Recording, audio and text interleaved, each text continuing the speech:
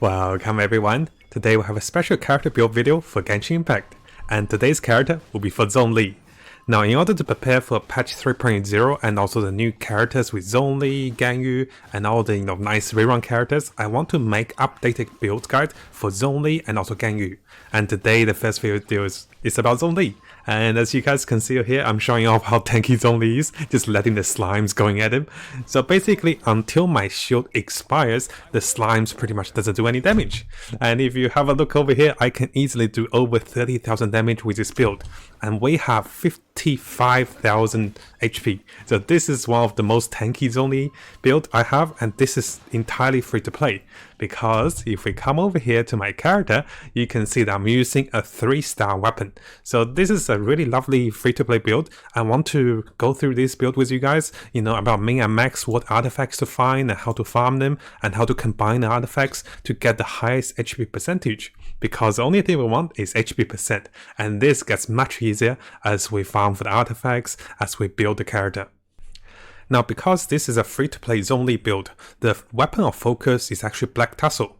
This particular weapon is actually a blue weapon. So this weapon was for my Hu Tao and also for Zhongli. So this weapon is actually pretty lovely, and I have tried also White Tussle for Hu Tao as well. So the Black Tussle for Zhongli, a blue weapon which provides about 46.9% HP increase.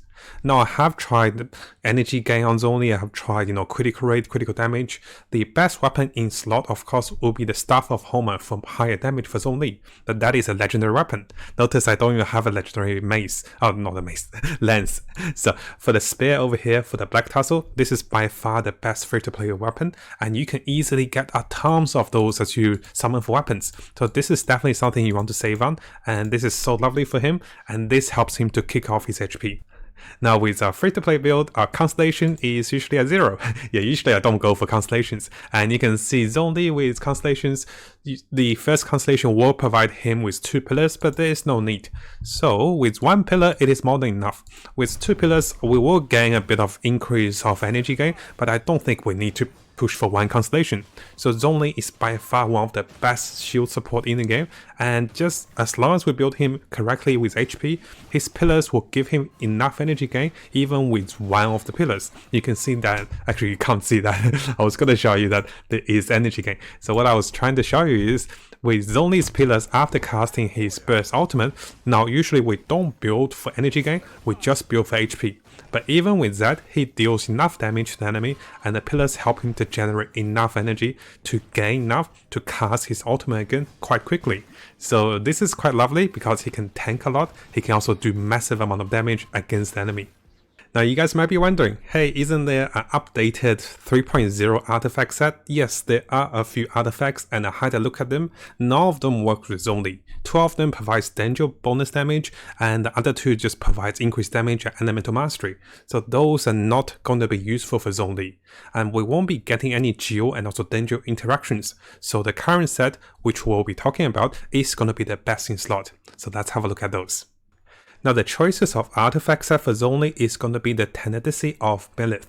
This particular artifact set is very straightforward. Basically this will increase his HP percent by another 20%, and also when his elemental skill hits opponents, which allows him to be off the field, he will provide the entire party with the increase of attack and also increase the shield strength. So this is one of the best supporting and also increased damage, shielding kind of set for Zhongli, and allows him to be off the field. So once he casts his pillar, he can be switched off the field.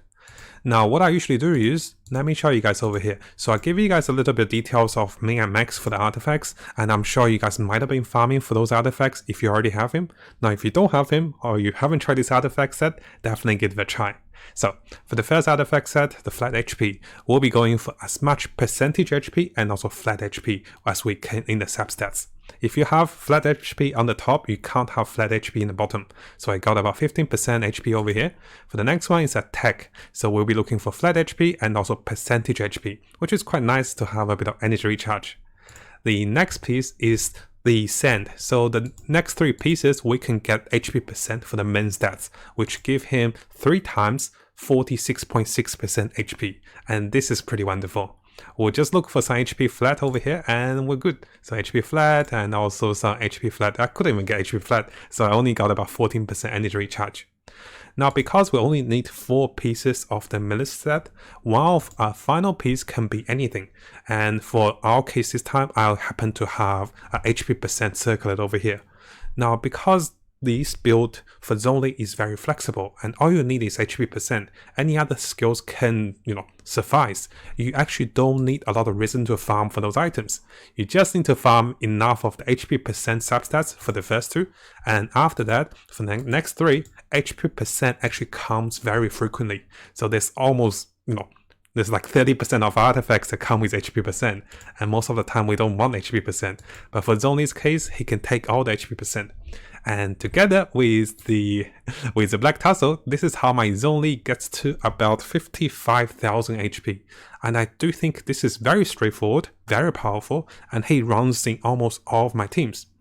Now, one of the reasons we build Zhongli in max HP is that his damage dealt is proportional to the maximum HP he has if we look at his passive. And also Zhongli will give us additional protection with shield strength when he takes damage on the shield. So he's pretty much focused on building HP and providing us with a lot of shield. Now, when leveling up Zhongli's spells, what I do recommend is try to max level his elemental E spell if you're using him as a support, and then for the leftovers you can go for his burst ultimate, but there's no need to max level that, so I don't think the damage difference is that much, and the petrifying duration is nice. Once I get over to like 3.7, 3.8, the stun duration is not bad. And of course, the focus will be on getting his shield to a higher level. Because I actually felt his shield was enough at level 9, I didn't go use the crown to get him high level. Notice I have a lot of crowns and I didn't bother to level him. But, of course, if you want the ultimate defensive Zhongli, you can max this eventually to level 12 and he will be unstoppable. So, yeah, basically the Zhongli skill build is quite easy. Max level his elemental shielding E spell, and then whatever left over, you can do level 6, level 7 for the planar B4, and the meteorite still does like 20,000 or 30,000 damage this way. Now, coming over to some of the team composition and also playing style for Zhongli. Now, usually what I do is I usually find a few of the DPS characters. I usually have 2 support and also 2 DPS. The 2 DPS that synergize well with Melt, maybe Superconduct, maybe Overload, or maybe, Vaporize. I go with 2 elemental DPS characters. Over here, I'm going with Melt for the Cryo and also Pyro synergy with the Lucan and also the Ganyu. And those characters usually have very low HP. So if you have a look at my Ganyu's HP over here, I have about 17,000 HP, and she's very fragile with only 700 defense. For Zhongli over here, he is the person that keeps the whole team alive. So there will be 1 damage supporting support, there will be 1 healing or shielding support. I prefer shielding support over healing, because if you're not taking any damage, you don't get interrupted, you're doing much better than trying to heal the HP, right? So Zhongli works with 2 DPS or even 3 DPS team. As long as your damage dealers can survive with shield, you should be fine. And basically in a fight, what we do is we find a place that doesn't have water. So if you summon the pillar, notice the pillar summoned without water, that is fine. But if you summon a place with water, the pillar doesn't get summoned. So that's something we have to be aware. Now, Zhongli's elemental E spell have 2 usage. We can cast a short burst, which will summon a pillar. And this basically will deal damage to the enemies that is around the pillar. This does not provide us with a shield. These have a much lower cooldown. So moving myself to the side so you can see the cooldowns. Notice when I just summon the pillar, the cooldown is about 3 seconds. And this is relatively fast. But usually for Zhongli, when I start the fight, I will be holding down elemental E spell, so holding down E, and this summons a pillar and provides us with a shield. You can see the shield animation over here, and Zhongli is very durable while having the shield. Now, facing group of enemies, usually what we do is we use a DPS character, deal damage, do support damage. But if Zhongli's elemental burst spell is up, you can cast a meteorite and does a tremendous damage and petrifies the enemy. So Zhongli is quite versatile in terms of defensive capacities and also offensive. And if you guys have a look at my current team over here, I have the Luke, Kazuha, Zhongli, and also Ganyu, my default DPS team without any healer.